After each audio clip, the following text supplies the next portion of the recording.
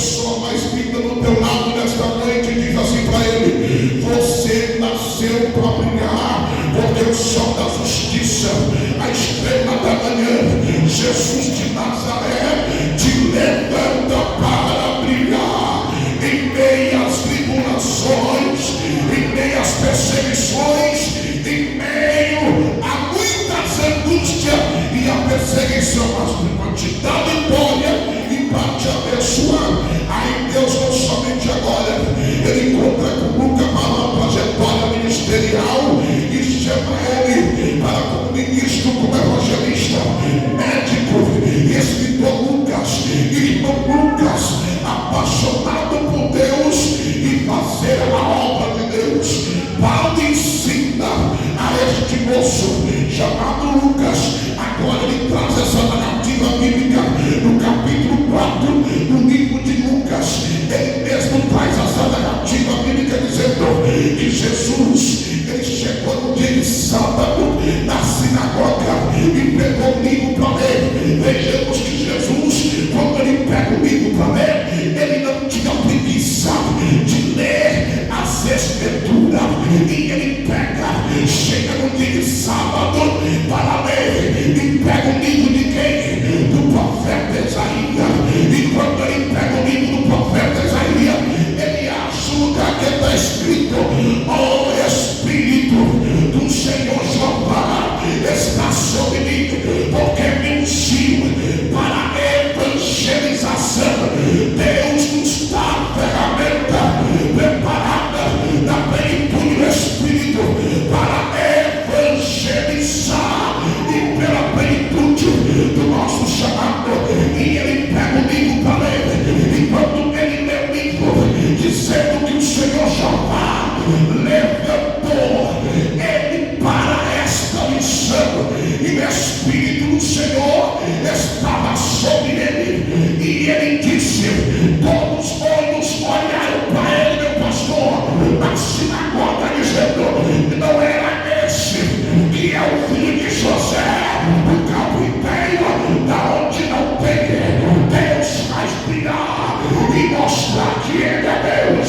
Era desprezado e não fizemos dele profeta. Isaías diz que ele era tão desprezado que nós não fizemos dele causa alguma, mas o Senhor, ele foi ferido pelas nossas transgressões, e o castigo que nos trouxe a paz estava sobre ele. E agora o Pai prepara Jesus para uma grande missão missionária. Mas o Senhor, ele ungiu nós para esta missão. Deus jamais chamará o homem que possa ele não ser ungido para esta missão. Vejamos que Jesus, ele foi o maior especialista e mestre a nos ensinar acerca de um chamado. Jamais Deus vai acreditar em nós, nos senhores, em cada um de nós, que não possa nos preparar para a grande missão que Jesus ele tem para nós. Vejamos agora todos os homens que Jesus chamou. Ele jamais foi enviando, ele ia preparar Pedro no seu colégio apostólico, não somente Pedro, mas João e os demais discípulos tiveram que aprender com Jesus para essa missão poderosa, dinâmica, fervorosa. Mas ele ia encontrar desafio. Lucas agora escreve no capítulo 9 do efetuando cura por todas as partes. Essa é a plenitude do Evangelho.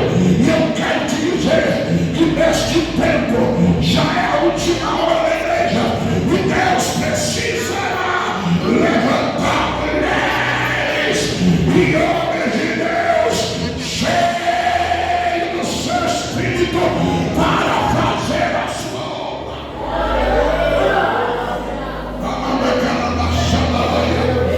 Deus precisará e acreditará em você para essa missão. Ele disse: olha, eu peço que vocês não se ausentem de Jerusalém até que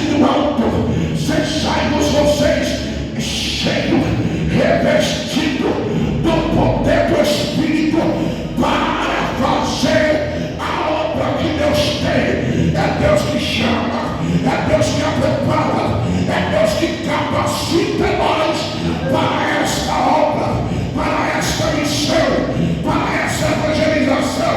Mas eu vou falar, nós não podemos ser vazios, né? É um perigo quando nós somos vazios. Jesus disse, né? Eu não posso enviar vocês desapreparados, despercebidos. Vocês têm que orar, buscar a promessa do Pai. Vocês não podem ser enviados para essa missão vazio. Tem que ser cheio do Espírito de Deus para fazer a obra do Senhor. Ela precisa de homens e mulheres que são inflamadas pelo Espírito para fazer esta obra. Aleluia.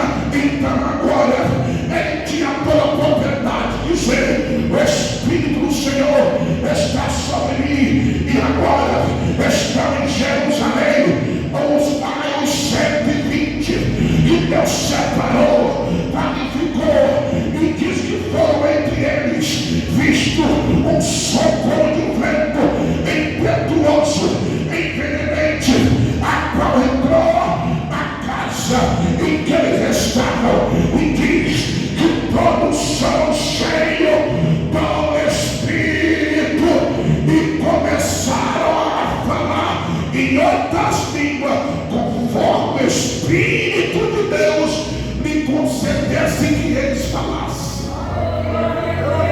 Para fazer a obra de Deus, nós temos que ser revestidos do poder de Deus, revestido da autoridade dele. Ele é creditor. Se você cantar, canta na unção. Se você pegar, pegue na unção e tem algo de Deus para que possa mover o coração do povo. Jesus vai preparar esses para uma missão. Ele disse: vocês não podem sair de Jerusalém. Jamais eu poderia sair da minha cidade, vir para cá, se eu não tivesse a aprovação de Deus e dos meus pastores, que via em mim: você tem capacidade, você é cheio do Espírito. É verdade que a obra de Deus, quando ela não tem homem que é cheio do Espírito, ela sofre. Vocês lembram quando foram separados? Aleluia! Quando houve uma peca da traição de Judas, e disseram: nós temos que escolher um para substituir e colocar no lugar de Judas. Deus levanta agora, em Atos capítulo 6, diz que eles orando, desceu sobre eles o Espírito Santo, e eles cheios Estevão, homem cheio de fé e do Espírito. Homem de Deus tem que ser cheio do Espírito para expulsar demônio, curar os enfermos, em nome de Jesus Cristo de Nazaré. O maior prova disso é o nosso Mestre Jesus, que quando ele chega na cidade de Decápolis, aquela cidade conhecida, aquele moço de nome de Gadareno, ou seja, residia na cidade de Gadara, e ele chega, atravessa o outro lado, e quando coloca os pés da cidade, ele estava cheio do Espírito, cheio da autoridade, e o demônio veio perante ele e fala: vieste nos tormentar. O Senhor disse: não. Qual é o teu nome? É Legião. Jesus disse: Satanás, sai da vida desse rapaz.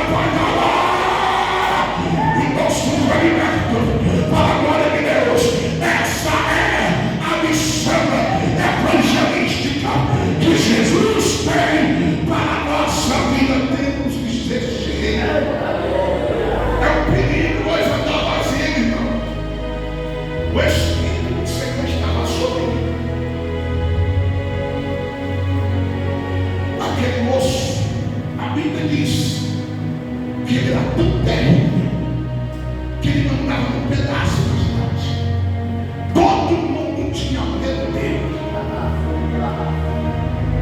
Ele causava, apavorava na cidade. Mas quando Jesus chega lá, ele pega aquele cavalo velho que era de Satanás, deixou ele de pé e disse: essa vida agora, Satanás, ela é minha, é do meu reino, não é mais escravo. Aí os demônios disseram, sujeitaram a Cristo e disseram: nós podemos entrar naquela manada de porcos, e sujeitaram, e eles foram, obedeceram. O osso foi liberto.